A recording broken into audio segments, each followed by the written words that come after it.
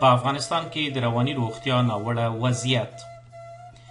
د دې پیغام څخه هدف دا دی چې په ټولنه کې د رواني ناروغیو پر وړاندې تبعیض او توپیر اچونه له منځه لاړ شي او همدارنګه رواني ناروغانو ته د چارو د مسؤلینو پاملرنه ډیره شي. افغانستان چې د لسیزو جګړو او ناوړه اقتصادي حالت له کبله سخت ځپل شوی، وګړي یې ډیرو ابتدایي یا لومړنیو روغتیایي سهولتونو ته لاسرسی نه لري، رواني روغتیایي خدمتونه خو لا پرېږده. افغان دولت د رواني روغتیا لپاره د هیواد په ځانګړو قوانینو کې د رواني روغتیا مقرره لري چې دغه مقرره د عدلیې وزارت په رسمي جریده کې ثبت ده. د دې مقررې په 2مه ماده کې داسې راغلي: د رواني طب تر تداوی لاندې د سالم شخص نیول په هیڅ صورت جواز نه لري. دغه راز د دغه قانون په 3مه ماده کې داسې ویل شوي: د رواني اختلال لرونکي اشخاص د طبي معیارونو له پام کې نیولو سره حتی الامکان د کورنۍ او ټولنې څخه نه بیلیږي. د مقررې په 8مه ماده کې د رواني ناروغیو په تشخیص او درملنه کې د هغو اقداماتو په ترسره کولو ټینګار شوی چې د معاصر علم او پوهې له پرمختګونو سره سم برابر وي. اوس راځو ګورو چې زموږ په هیواد کې د رواني روغتیا اوسنی وضعیت په څه ډول دی. د عامې روغتیا وزارت د 2011 کال د شمیرو له مخې نږدې 60% افغانان په بیلابیلو رواني ناروغیو لکه پریشانۍ، ژور خفګان او نورو رواني ناروغیو اخته دي. دغو شمیرو ته په کتو سره له ورایه ښکاري چې په افغانستان کې د رواني روغتیا ستونزه ډیره ستره ده. اوس راځئ وګورو چې د دغه لویې ستونزې د مجادلې لپاره موږ څومره امکانات په لاس کې لرو. په ټول هیواد کې د رواني ناروغیو لپاره یوازې یو ځانګړی روغتون شته چې هغه هم په پلازمینه کابل کې دی. د ځینو ولایاتو په مرکزي روغتونونو کې د رواني ناروغیو لپاره ځینې وړې څانګې هم شته. د عقلي ناروغیو د ډاکټرانو او متخصصینو کمښت هم یوه جدي ستونزه ده. په دې هکله دقیق شمیرې نشته، خو داسې اټکل کیږي چې د ټول هیواد په سطحه د عقلي ناروغیو د متخصصینو شمیر د 80 څخه زیات نه دی. د رواني روغتیا د روغتیا پالانو، د سایکوتراپي یا رواني درملنې مسلکي کسانو او د سایکالوژیستانو شمیر د هیڅ سره برابر دی. د رواني روغتیا په هکله د عامه وګړو د پوهې سطحه ډیره ټیټه ده.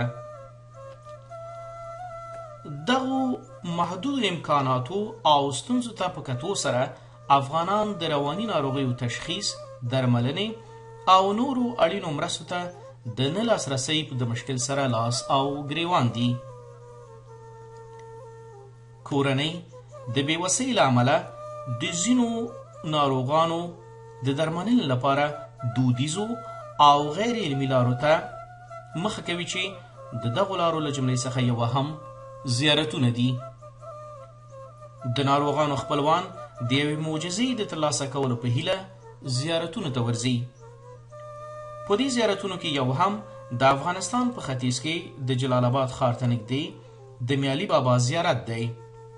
دا زیارت د ځینو افغانانو لخوا د رواني ناروغیو د روغتون په توګه کارول کیږي. د میالي بابا په زیارت کې ناروغان په خورا ډیر بد وضعیت کې شپې او ورځې تیروي. ناروغان دیوبندي په توګه دلته 40 شپې په تړلې توګه تیروي. د زیارت د یو تن کارکوونکي میاسوبدار په حواله ویل کیږي چې میالي بابا زیارت د 300 کالو راهیسې د رواني ناروغیو د درملنې په موخه کارول کیږي.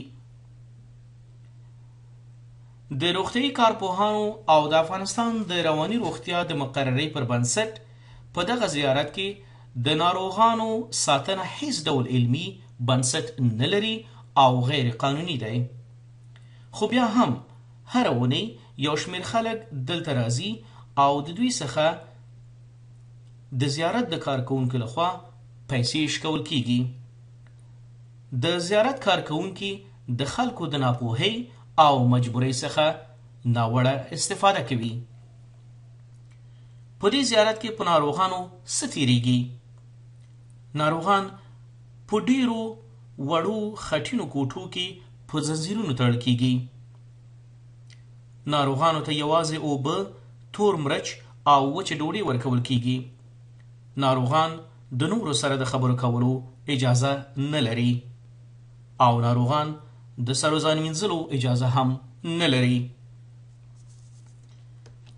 راځئ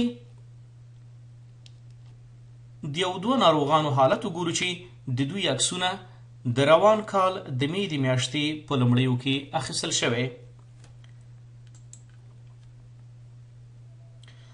دلته تاسې 23 کلن جلال الدین ګورئ.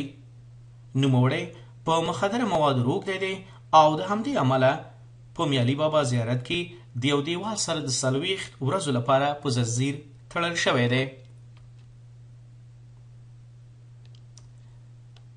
او دلته 40 کلن محمد صادق دی. محمد صادق په دې زیارت کې په ډیر بد حالت کې په زنځیرونو تړل شوی. دا میا صوبدار د زیارت یو تنکه ساتونکی دی. نوموړی وایي چې د زیارت ساتنه دوی د ځان لپاره حتمی مسؤلیت ګڼي او دغه راز د خپلې کورنۍ لپاره د ویاړ او عزت ځای بولي. لوی ستونزې د حل لپاره باید څه وشي؟ دلته د ټولو وګړو دنده اهمیت لري. د عامه روغتیا وزارت، د ملي شورا وکیلان، د جماعتونو ملا امامان، ډاکټران او د ښوونځیو ښوونکي ټول په دې برخه کې اغیزمن رول لوبولی شي. د رواني روغتیا په هکله د عامه وګړو د پوهې د سطحې د لوړولو لپاره په ډله ییزو رسنیو کې د ویډیویي او غږیزو لارښوونو خپرول. هغه زیارتونه او مرکزونه چې خلکو څخه د پیسو شکولو په هدف رواني ناروغان بندیانوي باید بند شي. د افغانستان د رواني روغتیا د ریاست ظرفیت باید لوړ شي. د رواني روغتیا په ډګر کې د ټرین شویو ډاکټرانو، روغتیا پالانو او رواني درملنې د مسلکي کارکوونکو شمیر باید زیات شي.